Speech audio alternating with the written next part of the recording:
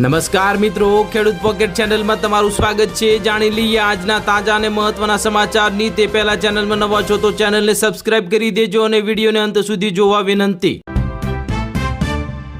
નમસ્કાર મિત્રો, સૌપ્રથમ સમાચારની વાત કરીએ તો ગુજરાતમાં શિક્ષકોની 3966 જગ્યાઓ માટે બમ્પર ભરતી જાહેર। આજથી જ ફોર્મ ભરવાનું શરૂ થઈ ગયું છે। વિગતે વાત કરીએ તો ગુજરાતમાં સરકારી શાળામાં શિક્ષક બનીને દેશના ભવિષ્યને કંડારવાનું સપનું જોતા ઉમેદવારો માટે એક અત્યંત મહત્વના અને આનંદના સમાચાર સામે આવી રહ્યા છે। રાજ્યના શિક્ષણ વિભાગ દ્વારા વિદ્યા સહાયક અને શિક્ષકોની જે કુલ 3966 ખાલી જગ્યાઓ ભરવા માટેની સત્તાવાર જાહેર કરી દેવામાં આવી છે। જે એક રોજગારીના સમાચાર સારા કહી શકાય। લાંબા સમયથી ભરતીની રાહ જોઈ રહેલા યુવાનો માટે આ એક ઉત્તમ તક છે। લાયકાત ધરાવતા ઉમેદવારો આજથી જ ઓનલાઈન પોર્ટલ પર જઈને પોતાના ફોર્મ ભરી શકે છે। 10 જૂન સુધી ફોર્મ ભરી શકાય છે અને ઓનલાઈન ફોર્મમાં આ ભરતી પ્રક્રિયા અંતર્ગત ઓનલાઈન અરજી કરવાનો પ્રારંભ આજથી થઈ ગયો છે અને ઉમેદવારો આગામી 10 જૂન સુધી ઓફિશિયલ વેબસાઇટ પર જઈને પોતાના ફોર્મ સબમિટ કરી શકશે। વહીવટીતંત્ર દ્વારા સ્પષ્ટ કરવામાં આવ્યું છે કે આ શિક્ષકોની પસંદગી સંપૂર્ણપણે ટેટ પરીક્ષાના મેરિટના આધારે કરવામાં આવશે। મિત્રો, કોઈ પણ પરીક્ષામાં અન્ય ગેરરીતિ વિના માત્ર અને માત્ર ઉમેદવારની યોગ્યતા અને મેરિટ લિસ્ટને ધ્યાનમાં રાખીને જ આ પદો પર નિયુક્તિ કરવામાં આવશે। ત્યાર પછીના મહત્વના સમાચારની વાત કરીએ તો રેલવેથી લઈને ગેસ સિલિન્ડર અને યુપીઆઈ સુધી 1 જૂનથી એટલે કે આ નિયમો બદલાઈ જવાના છે। વિગતે વાત કરીએ તો નવા મહિનાની શરૂઆત સાથે જ કેટલાક મહત્વના નિયમોમાં ફેરફાર થવા જઈ રહ્યા છે, જેની સીધી અસર તમારા બેન્કિંગ, નાણાકીય વ્યવહારો અને રોજિંદા ખર્ચ પર પડી શકે છે। જો તમે આ ફેરફારોથી અજાણ રહેશો તો તેનો સીધો પ્રભાવ તમારા ખિસ્સા પર પડી શકે છે। તો ચાલો જાણીએ કે 1 જૂન 2026થી કયા મહત્વના નિર્ણયો જે બદલવાના લેવામાં આવે છે। તે હવે આજના સમયમાં ભારતમાં દરરોજ કરોડો લોકો યુપીઆઈ દ્વારા પેમેન્ટ કરે છે।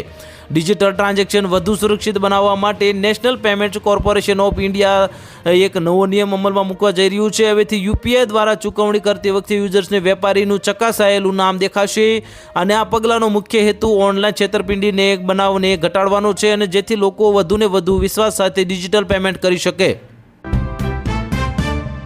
ત્યાર પછીના મહત્વના સમાચારની વાત કરીએ તો આજથી દૂર અને કાર અને જે એલપીજી સિલિન્ડર બધું જ મોંઘું થયું, જનતાને મોટો ઝટકો। વિગતે વાત કરીએ તો હવે જૂન 2026ની જે શરૂઆત સામાન્ય લોકો માટે ઘણા મોટા ફેરફારો સાથે થઈ છે। આજે ઘણા નવા નિયમો અમલમાં આવ્યા છે જે તમારા ખિસ્સા, ઘરના બજેટ અને રોજિંદા જીવન પર સીધી અસર કરી શકે છે। રસોઈ ગેસથી લઈને ડિજિટલ ચૂકવણી, બેન્કિંગ, કર અને રેલવે અને ઓટોમોબાઈલ ક્ષેત્ર સુધી ઘણા મહત્વપૂર્ણ ફેરફારો લાગુ કરવામાં આવ્યા છે। કેટલાક નિયમો જનતાને વધુ સુરક્ષા અને સુવિધા પૂરી પાડવા માટે રજૂ કરવામાં આવ્યા છે, જ્યારે અન્ય ખર્ચમાં વધારો થવાની સંભાવના છે। સરકારે પાન કાર્ડ સંબંધિત ઘણા નિયમો સુધારા કર્યા છે। હવે કેટલાક વ્યવહારો માટે પાન કાર્ડ જરૂરી રહેશે નહીં, જ્યારે હવે મોટા મિલકત સોદા અને અન્ય ઉચ્ચ મૂલ્યના વ્યવહારો માટે પાન કાર્ડ ફરજિયાત બનાવી દેવામાં આવ્યું છે। મિત્રો, આનો અર્થ હેતુ એ છે કે નાણાકીય વ્યવહારોમાં પારદર્શિતા વધારવાનો છે અને 1 જૂનથી અમલમાં આવતા ફેરફારો સામાન્ય લોકોના ખર્ચ અને નાણાકીય આયોજન પર સીધી અસર કરી શકે છે। સુરક્ષા અને પારદર્શિતા વધારવા માટે કેટલાક નિયમો રજૂ કરવામાં આવ્યા છે, પરંતુ દૂધ, કાર અને વાણિજ્યિક એલપીજી જેવી આવશ્યક ચીજવસ્તુઓના વધતા ભાવ લોકોના ખિસ્સા પર મોટો બોજ મૂકી શકે છે। ત્યાર પછીના મહત્વના સમાચારની વાત કરીએ તો આજથી સોલાર પેનલ લગાવવાવાળા લોકો માટે નવા નિયમો લાગુ।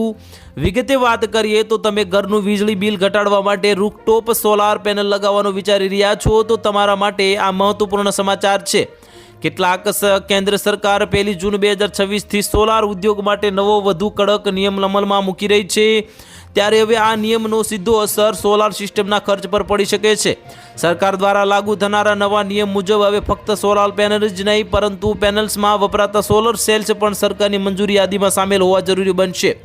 મિત્રો, સરકારનું કહેવું છે કે આ નિર્ણયનો મુખ્ય હેતુ બજારમાં નીચી ગુણવત્તાવાળા વિદેશી અને ખાસ કરીને ચાઇનીઝ સોલાર પ્રોડક્ટ્સ પર નિયંત્રિત લાવવાનો છે। સાથે જ મેક ઇન ઇન્ડિયા અભિયાનને પણ પ્રોત્સાહન આપીને સ્થાનિક ઉત્પાદકોને વધુ તક આપવા પણ સરકાર ભાર મૂકી રહી છે। મિત્રો, નવા નિયમોના કારણે સોલાર પેનલ બનાવતી કંપનીઓને માટે ઉત્પાદન ખર્ચમાં વધારો થવાની શક્યતા છે। સ્થાનિક સોલાર સેલ્સનો ઉપયોગ ફરજિયાત બનાવતા પેનલ્સનો ભાવ વધી શકે છે, જેના કારણે રૂફટોપ સોલાર સિસ્ટમ ઇન્સ્ટોલ કરવાનો પ્રારંભિક ખર્ચ પણ વધી શકે છે। ત્યાર પછીના મહત્વના સમાચારની વાત કરીએ તો રાજ્યમાં આજથી વસ્તી ગણતરીના પ્રથમ તબક્કાનો પ્રારંભ થયો છે. વિગતે વાત કરીએ તો રાજ્યમાં આજથી વસ્તી ગણતરીના પ્રથમ તબક્કાનો સત્તાવાર પ્રારંભ થયો છે. આ તબક્કામાં ગણતરીદારો હવે 30 જૂન સુધી ઘર યાદી અને મકાનોની ગણતરીની કામગીરી કરશે.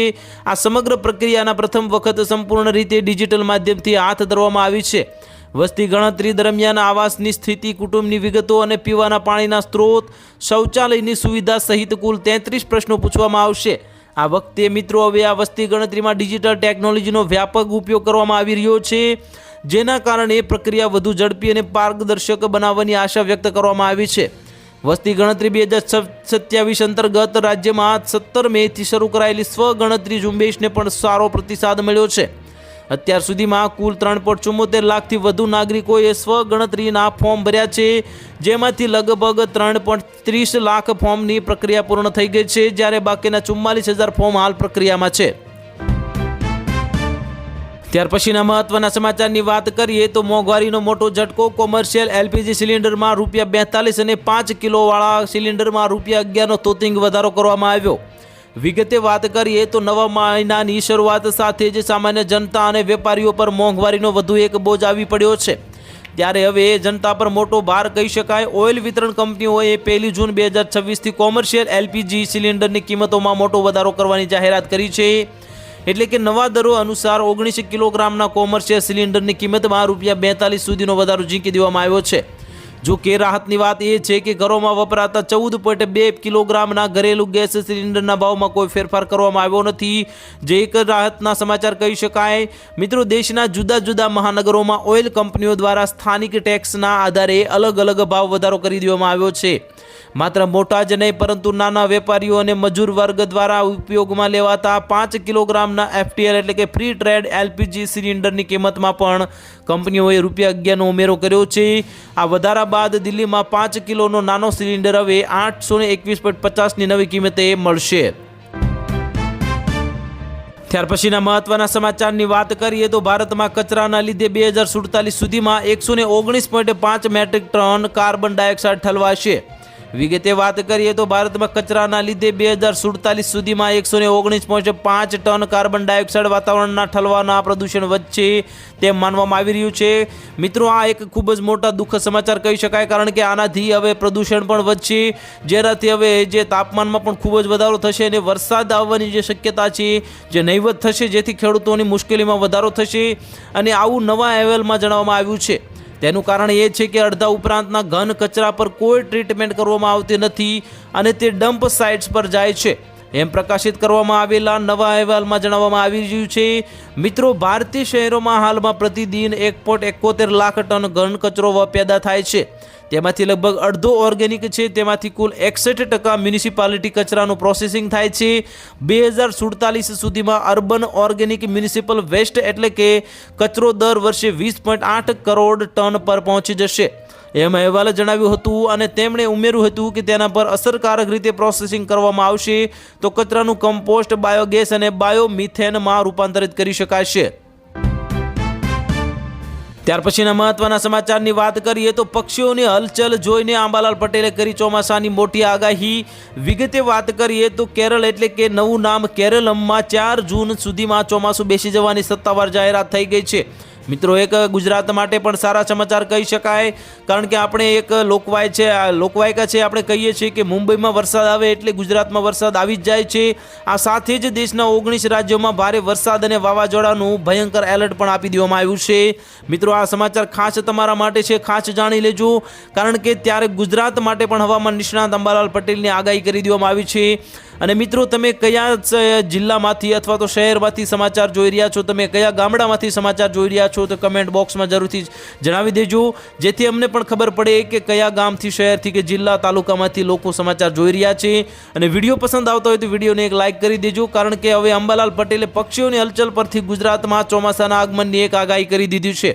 મિત્રો, અંબાલાલ પટેલે ચોમાસાની આગાહી કરતાં કહી દીધું છે કે ચોમાસાના પડઘમ હજી દેખાઈ નથી રહ્યા, પરંતુ પક્ષીઓનો અવાજ નથી આવી રહ્યો. હજુ આકાશમાં સમડીઓ ઘુમરાવ નથી લઈ રહી, જેના કારણે હજુ ચોમાસાની શક્યતા લાગી નથી રહી. ચોમાસાની આગેકૂચ હજુ થઈ નથી, કારણ કે અરબ સાગરની સિસ્ટમના કારણે ચોમાસું કેરળ પહોંચ્યું નથી અને બંગાળના ઉપસાગરમાં લો પ્રેશર બની શકે છે. તેમણે કહ્યું હતું કે 8-9 જૂનથી રાજ્યના ઘણા ભાગોમાં વરસાદની શક્યતા ઓછી છે, કારણ કે હવે અરબ સાગરમાં લો પ્રેશરની સિસ્ટમ બની શકે છે. આ કારણે મુંબઈ, મહારાષ્ટ્રમાં ભારે વરસાદ થઈ શકે છે, તો દક્ષિણ ગુજરાતમાં પણ વરસાદ થઈ શકે છે. 1 જૂનથી હવે યુપીઆઈ, એટીએમ અને પાન કાર્ડના નિયમોમાં મોટા બદલાવ. વિગતે વાત કરીએ તો દેશભરમાં ડિજિટલ પેમેન્ટ, બેન્કિંગ અને નાણાકીય સેવાઓ સંબંધિત ઘણા મોટા ફેરફાર અમલમાં આવ્યા છે. ત્યાર પછીના મહત્વના સમાચારની આગળ વાત કરીએ તો મિત્રો, આ ફેરફારો લાખો યુપીઆઈ યુઝર્સ, બેંકો, ગ્રાહકો અને પીએફ ખાતા ધારકોને સીધી અસર કરશે. મિત્રો, સૌથી મહત્વપૂર્ણ ફેરફાર યુપીઆઈ પ્લેટફોર્મ પર જોવા મળશે, જ્યાં બેંકમાં નોંધાયેલા પ્રાપ્તકર્તાઓનું વાસ્તવિક નામ હવે પૈસા મોકલતા પહેલા દેખાશે. મિત્રો, વધુમાં પાન કાર્ડ, એટીએમ વ્યવહારોને અને પીએફ ઉપાડવા સંબંધિત નિયમોમાં ફેરફારો કરવામાં આવ્યા છે અને આ નિયમોના હેતુ ડિજિટલ સુરક્ષા વધારવા માટે, એટલે કે ફ્રોડ ઘટાડવા માટે કર્યું છે. ઓનલાઈન છેતરપિંડી ઘટાડવા અને વપરાશકર્તાઓ માટે વધુ સારો ડિજિટલ અનુભવ પ્રદાન કરવાનો છે. કારણ કે જો તમે હવે મિત્રો દરરોજ યુપીઆઈ બેન્કિંગ એપ્લિકેશનનો અથવા તો ઓનલાઈન નાણાકીય સેવાનો ઉપયોગ કરો છો, તો આ ફેરફાર તમે ખાસ જાણી લેવા તમારા માટે જરૂરી બને છે.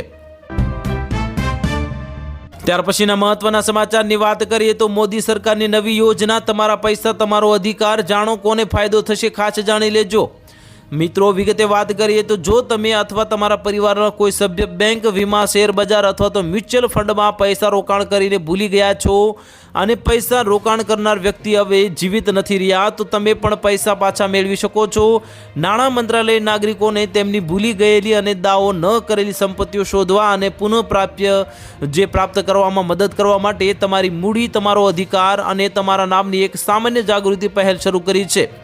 મિત્રો, આ પહેલ હેઠળ કેન્દ્ર સરકારે એક વેબસાઇટ શરૂ કરી છે, જ્યાં વપરાશકર્તાઓના બેંક થાપણો અને વીમા, શેર વગેરે માટેના દાવાઓ પણ પાછા ખેંચવા માટે એક જ વિન્ડોમાંથી યોગ્ય નિયમનકારો દ્વારા સંચાલિત પોર્ટલ પર રીડાયરેક્ટ કરવામાં આવે છે. મિત્રો, નાણાં મંત્રાલયના એક નિવેદન અનુસાર આ સેવાને કોઈ નોંધણીની જરૂર નથી. તે સંપૂર્ણપણે મફત છે અને ફક્ત સરકારી નિયમનકારોના સત્તાવાર સંશોધનોની એક્સેસ પ્રદાન કરે છે.